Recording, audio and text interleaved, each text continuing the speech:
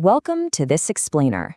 Today, we're diving straight into a systemic deconstruction, degrees versus the skilled trades. Hey everyone, I'm Legend, your practical guide for today's deep dive. You'll be seeing my avatar pop up as we navigate through this. Before we really get the gears turning, do me a quick favor, hit that like button and subscribe for more content just like this. So today we are unpacking some incredibly fascinating source material that completely challenges the traditional go-to-college narrative we've all been spoon-fed. We're going to strip away the social prestige, the ivy-covered buildings, and the aesthetics, and look purely at the raw mathematical mechanics of success versus debt. We're going to test a pretty wild argument from our sources. Is the traditional college path actually a systemic containment protocol? Basically, a highly engineered trap designed to keep you predictable, occupied, and financially tied down. Let's get right into it. I want you to really chew on this quote straight from our source text. Debt is the ultimate firewall against rebellion. Man, that is a heavy, mathematically precise way of looking at things. The text argues that the modern university system essentially functions as a 4 to 6 year buffer zone. It creates a period of what they call simulated productivity. Think about it. The system takes the most energetic, potentially disruptive young members of society and pushes them into a highly controlled environment. There, they have to submit to multi-decade debt obligations. And by doing that, the argument is that the system effectively neutralizes them. Because, let's be real, if you are crushed by student loan debt, you literally cannot afford to take massive risks. You can't just launch a disruptive startup or wander off the standard corporate path when you've got a massive bill due every single month. The debt becomes a literal firewall that stops you from challenging the economic status quo. Now, a really crucial point the source brings up is how this whole setup rewires human agency. It introduces this concept of functional dependency. This happens when you enter the university system without a primary directive, meaning you don't have your own clearly defined mission yet. When you lack those internal goals, you end up looking to an institution to basically tell you how to live. They hand you a syllabus that dictates what to think. They give you a schedule that tells you exactly when and where to move. And they give you a grade that supposedly validates your very existence. The text argues that instead of teaching true groundbreaking innovation, the system is actually reprogramming students to fit neatly into an existing social and economic hierarchy. So you aren't actually learning how to build the world, you're just being trained to maintain someone else's. To back this up, the source highlights these incredible outliers, the true architects of our society, as absolute proof that you do not need the standard academic protocol for peak execution.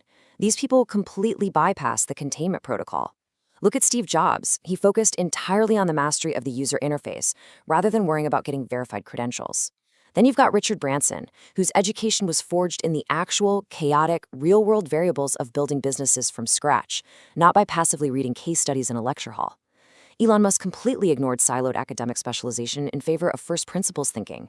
And Oprah Winfrey built an absolute media empire through a raw, empathetic human interface, which you definitely don't get from reading a communications textbook.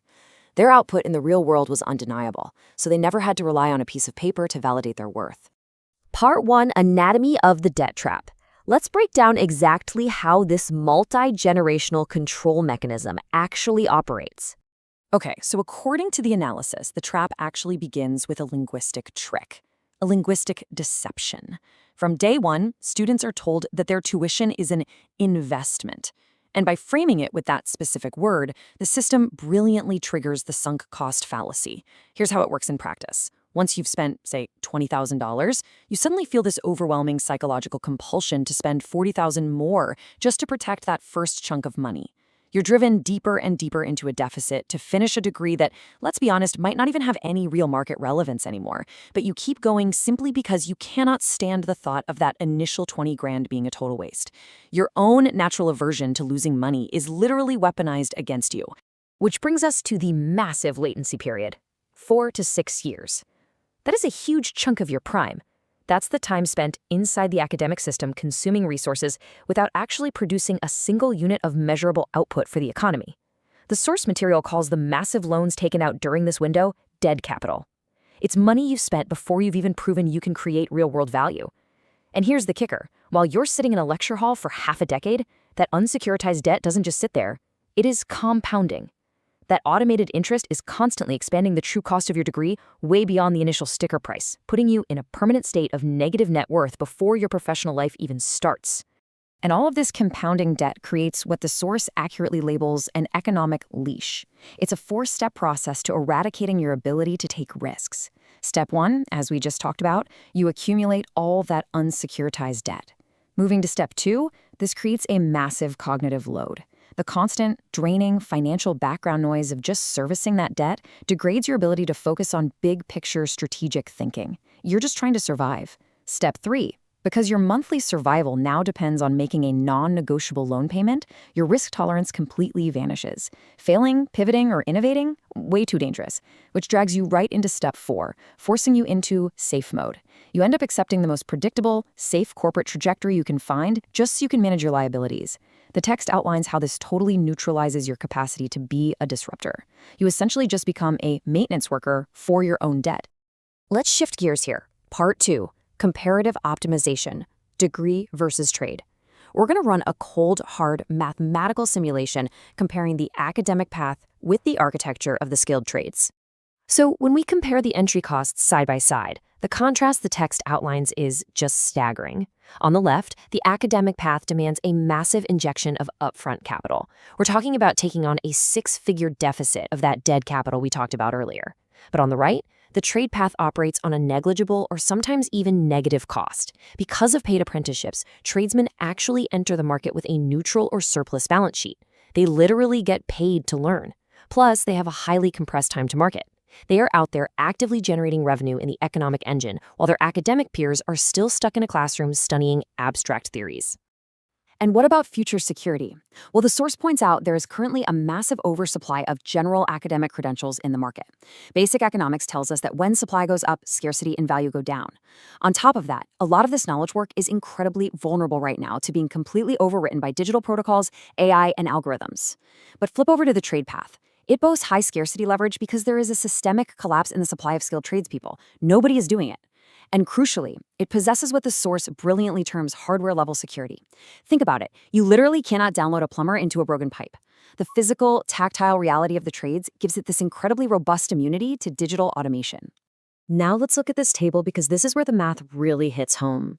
You can't just look at gross salary. You have to look at retained earnings, what you actually get to keep.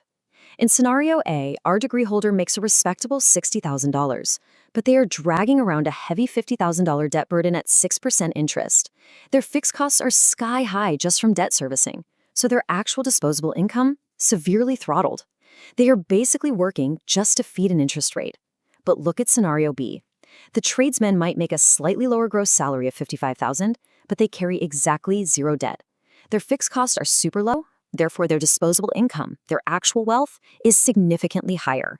The text argues that the tradesman achieves a much faster rate of wealth accumulation simply because they aren't trying to run a marathon with a massive financial weight chained to their ankle. Ultimately, when you strip away the social aesthetics and all that prestigious branding of a university degree, the source concludes that the trade path mathematically provides superior individual autonomy. The tradesman owns their tools, they control their own time, and they owe absolutely nothing to some overarching institution. They get to act as an independent agent of production with full agency.